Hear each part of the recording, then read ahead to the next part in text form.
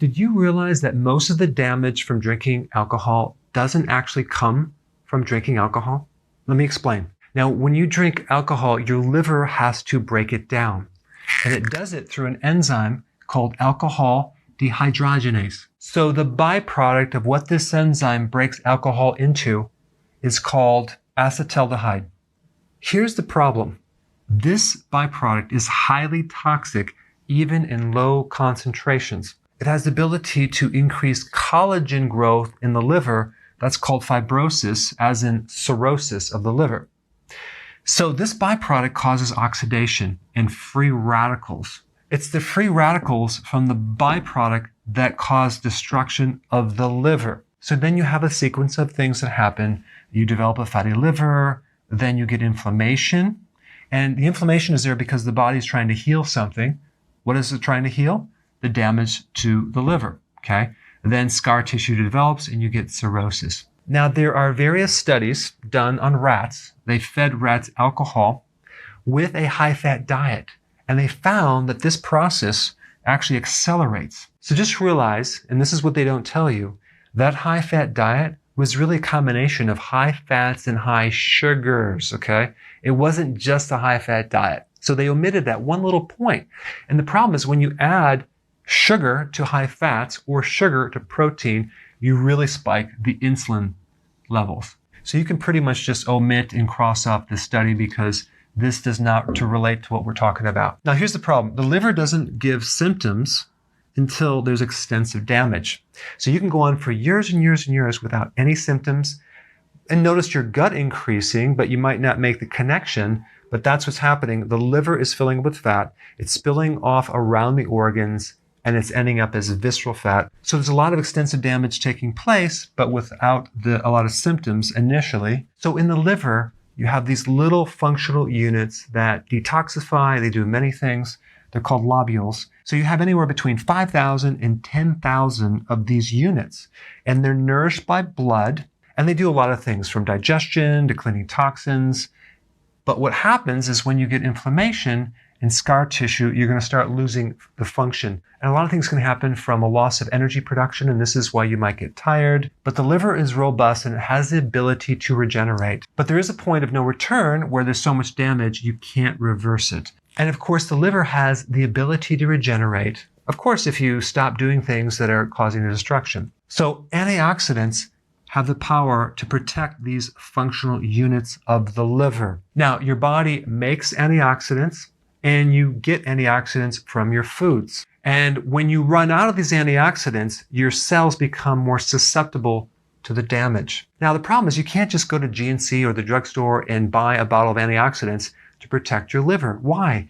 Because those are made synthetically, and the way the antioxidants work are in networks. You have many different types of antioxidants because when the antioxidant donates an electron to the free radical to stabilize that atom, that antioxidant now is unstable and it needs an electron from another antioxidant. So that's why you need a network. And this is why you always want to get your antioxidants from foods or food concentrates. So here's a picture of a free radical. Let's say we have 2 electrons that are supposed to be there and you're missing 1 electron. So it's an unpaired electron. So a free radical is an unpaired electron. These electrons are spinning around this atom and one's missing. So if you imagine a disk that just has one weight on the side and it's spinning and it's just going all over the place because it's not symmetrical. That would be kind of a simple concept to understand this. So an antioxidant gives up one of its electrons to stabilize this free radical, but then it becomes, to that degree, a free radical. So this gets stabilized, but now this one needs another electron from another antioxidant. So this is why many different antioxidants are necessary to pull off this job. This also explains why some drinkers get cirrhosis and some don't. It really has to do with that individual's antioxidant reserves. Usually people that drink don't eat healthily. Also, if you drink and smoke, you accelerate this process even more because of the free radicals from smoking. But if you compound this and you smoke and drink and eat junk food, you're really going to be in trouble. All right, guys, so what can you do to solve this other than give up the drinking? Okay, if you're going to drink, it's very, very important to consume a diet that's extremely high in antioxidants, okay? So make sure you're consuming a lot of leafy greens. And the more someone drinks, let's say they're an alcoholic, the greater amount of vegetables they should be consuming, the healthier the diet. All right, guys, thanks for watching. I'll see you in the next video. Hey, before you leave, I just wanted to give you a little quick history on some of the books that I wrote. This was one of the first books. It's called Dr. Berg Body Shapes. It was my attempt at writing about body types. What was very interesting about this book is I actually did all the images myself. Don't ask me why. They look actually not quite as professional as some of the images that I have in the new book. But anyway, this is my first attempt right here called Dr. Berg's Body Shape Diets. And then I wrote a book more extensive called The 7 Principles of Fat Burning. I don't even have a copy anymore, actually, because it's outdated. The next book, I put about 1,000 hours into this one right here called The New Body Type Guide. Major updates on the body types. I put a lot of energy into this. It has professional images, graphics, all sorts of things. Now, the problem with this book is it doesn't really describe what this is really about. Body types are only a small portion of what's in this book. And that's why I changed the name to the Healthy Keto Plan, okay? If you happen to have this book, you don't really need this book because there's only very, very minor updates.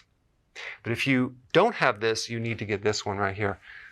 This book goes into every single detail that you would ever want to know about. It goes into the 7 principles of fat burning. It goes into hormones, the body types, the basic keto plan. It goes into intermittent fasting. I talk about the 10 fat burning triggers and blockers and fat burning strategies with a lot of details in every single chapter. I go into body issues that interfere with losing weight. There's very few people that just have a weight problem. They have a lot of body issues, whether it's sleeping problems, stress problems, inflammation, menopause. I cover that extensively in this book. Then I talk about how to get rid of stress, and I show you a technique. Then I get into exercising. And then I have a lot of really good recipes in this book as well. So this is a good reference guide. On my website, if you get this book, you get this one free. It's called Healthy Keto and Intermittent Fasting. This is the shortcut, quick guide to this book. And the reason I created this book is to have you, within 45 minutes, learn how to do keto, okay, in intermittent fasting, exactly what you need to do. Then you can fill in the blanks with this book right here. So right now I'm doing a special. If you get this book, you get this one totally free, or you can go to Amazon and get these individually. So I just want to clarify the difference between this book and this updated one right here. If you don't have this, you need to get this right here. That way you can get the exact correct information to do it healthily.